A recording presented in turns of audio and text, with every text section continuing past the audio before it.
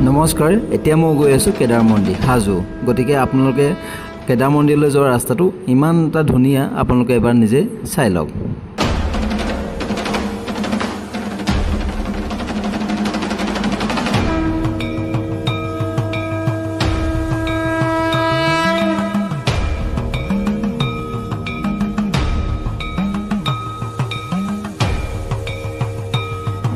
ইমান ধুনীয়া পৰিবেশৰ মাজে আহি এতিয়া উপস্থিত হলো শ্ৰী কেদাৰ মন্দিৰ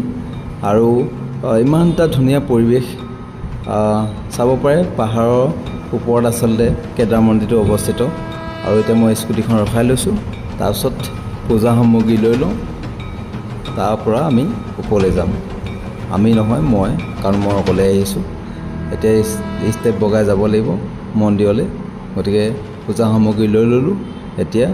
বলক আমি ওপৰলৈ গৈ থাকোঁ চাই থাকক আপোনালোক সকলোৱে আৰু আসলে ষ্টেপ বগাই বগাই ভাগ লাগি যাব কাৰণ বহুত ষ্টেপ আছে ইয়াত আৰু ইমান এটা ধুনীয়া পৰিবেশ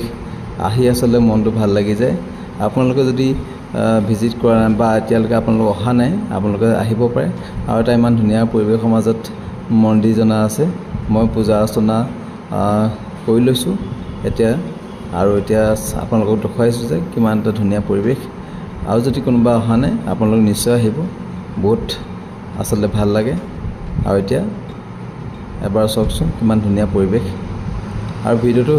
চাই থকাৰ বাবে বহুত বহুত ধন্যবাদ